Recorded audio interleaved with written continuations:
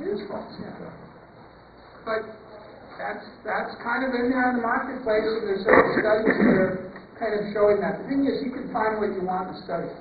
And the most important thing is, like, who did the study? Who sponsored the study? Who paid for the study? Who has a bias? Okay? Calcium supplements are necessary to prevent osteoporosis. True? No? Well, what are you going to do? Well, you need five nutrients, 6 nutrients to have it. Another thing that's really a myth is that protein actually creates bone loss, and that's not true. Now, if you have kidney dysfunction and you have protein, you're going to have problems with your bones because of the kidney dysfunction. If you have adequate and good kidney function, protein is actually going to help you pick up the minerals in your food. So, interesting stuff. But you're going to need calcium, magnesium, vitamin D, vitamin K, boron, and hydrochloric acid to pick up nutrients. And cultures that have modest amount of food-based calcium but have kind of whole food diets, they have good bones. So the idea of, well, you're 60 years old now, take 1,000, 1,200, 1,500 calcium or tons, actually leads to plaquing of the arteries, not resorption of the bones. So it's hard for me to, I've known this my whole life, but the momentum is pretty overwhelming. Dark chocolate can be a health food. Yes. Guaranteed. Can we be 100% on that? Yes. When is it not? Full of sugar. Yeah, if you have less than 60%, then the lower the percent of the cocoa, the more sugar. And sugar beets are GMO food. Not cane sugar. So it's interesting. Cane sugar, at the moment, is not modified. Beet sugar is modified. Corn sugar is modified. They have to say what kind of sugar it is? The company will. The company will. I mean, they don't always do that. But, too much chocolate is like, you're not sleeping, right? Or you're getting sick. So there's, coffee and chocolate and wine. All good. 1 or 2 hits are good, and beyond that, it can beat up on you. Food and chemical sensitivity is a recognized contributor of most disease. That's kind of my big thing, to tell you the truth. As a nutrition consultant, and it's food and chemical sensitivity. We're sensitive to all these chemicals. We don't want any of them. We don't like any of them, and they disturb our metabolism, and they create a host of problems. And GMOs are the classic food and chemical aggregate to our bodies. So that's very true. I saw a list only recently of GMO Roundup Ready seeds, and it did include sugar cane. I don't know if these lists... I'm saying lists are not always reliable. That's what I'm wondering. If there's a very recent, within the last 2 months, list of GMOs. I hear things all the time that wheat is genetically modified, and that's why people have wheat with skin. It's not so. Okay? I mean, there's other problems with wheat. There's lots of problems with lots of food that is not because of genetic modification. So I don't buy the corn cane thing yet. Okay. No, now, the internet is the internet is so unreliable it's not even funny. So this is a chart that you have that you can take home and study. It's kind of a pinball effect. That you eat something, it gets you excited, then it gets you tired, then it gets you disturbed, then it draws your nutrients, then it upregulates the immune system, then it burns out, the nervous system, then you get depressed, and then you eat it again. You see what I'm saying? So it's really interesting how there is a stimulation value with foods that are called allergies or sensitivities to that effect. And some of them are actually healthy foods. Okay, so this is a course in itself, but I'm giving you the handout to take home and study. All right, healthy main meal. So this is what I eat for dinner every day. I wish. It's a nice plate of home-cooked food, and it could be a seafood, a poultry, or a beef. So if you're a vegetarian, you're largely going to depend on rice and beans, grains and beans, beans and seeds, things of that nature. Quinoa with, vegetables or miso. And then a good fat. So don't be fat phobic. As you get older, you need more fat. And when you have more fat, your blood sugar is more stable. And when your blood sugar is more stable, you can go longer between meals and have, better productivity. So it's kind of important. Sugar is by far, of the foods, the most damaging. I was at an obesity conference Saturday, and a man named Rob Lustig was speaking. He's a medical doctor from UCSF, and he's got the bitter truth about sugar.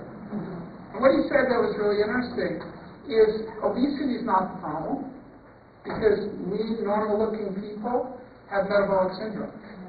And metabolic syndrome is this constellation of problems with hypertension, cardiovascular disease, diabetes, insulin resistance, cognitive decline, and they live okay.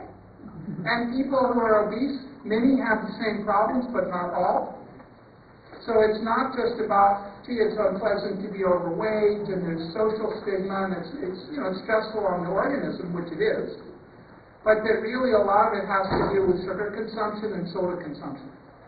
So for me, the two things I target in beverages are sugar sodas, which are largely fructose-based, and non-sweetened sodas, which are aspartame and Splenda-based.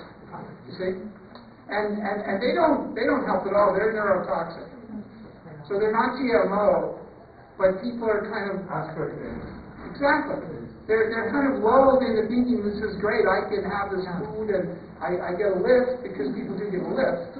But it's very disturbing to the liver and the pancreas. And then people eat sugar have fatty livers.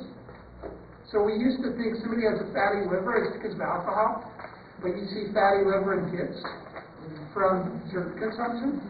And now there's some pretty good initiatives, which our school supports, called Rethink Your Drink. And we're going around to the kids, we're going around to the school, and there was $475 million approved in Oakland for schools, for food in the schools. And Oakland is building this big center where they can actually do fresh food. And the problem with making fresh food in the school is the volume of space you need to clean a half a ton of kale. Think about that. If you have produce, and you got to watch that produce, you need an army of kids or people to clean it and to chop it and to put it into a salad when you're feeding thousands of meals. If everything is bought from the vendors from McDonald's and Pizza Hut, they don't have that problem. But again, there was a bond issue that passed in Oakland with 86% approval. Wow. Nothing gets 86% approval. To invest in the kids and invest in the education and all that, and my people are going to be part of that initiative. This is, if you make healthy food, the kids will go, I don't want that. They need a little education, they need a little sampling, a little tasting, or else they'll just, like a baby, they'll just throw it on the floor. Did you ever have that with your kid, where you gave them good food and they threw it on the floor, you picked it up and they threw it on the floor? Besides water, what's an easy, convenient drink? Tea. Hot tea? Hot tea, cold tea, room temperature tea. Well, peppermint tea. Convenient, for kids. Well, again, your point's well taken. Water, I had some water in San Francisco. It was just so bad tasting, I couldn't drink it. And the person with me, they drank it. I go, wow, this water is bad. It's like got BO. And that's bad. Water has BO. Alright? So God knows what they put in it or put in it to try to neutralize whatever they were putting in it.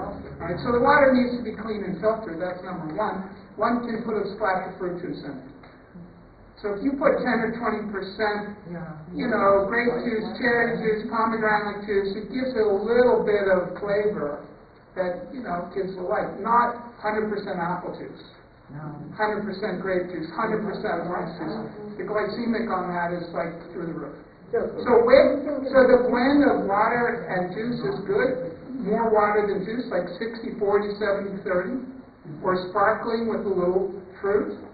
Or twist of lemon, that kind of thing. And the ones you buy in the market are okay. The sweet water too? Sure. It's expensive, relatively speaking, but nevertheless. But that's so easy. So easy. Yeah, without those. They tend to have the wrong things in them. So if you look at the label on S.O.U.L, It's going to have some kind of fructose, corn fructose. By and large, it's going to have caffeine. Not that good. So really cultivating a kind of a water thing, and really, water is good. We don't get enough water. I got to roll on this, so we'll never get through it. But anyway, you want a bunch of colorful fruits and veg, and you want water or tea. Tea is the answer to most health problems. Tea is the way to get off of bad foods. Oh yeah, I want some alcohol now. I'll have a pot of tea. Oh, I want a cookie now. I'll have a pot of tea and a piece of fruit. Oh, I'm going to kill myself. I think I'll have a pot of tea. No, seriously. It's just like a smoke or a coffee break. It's the positive refresher.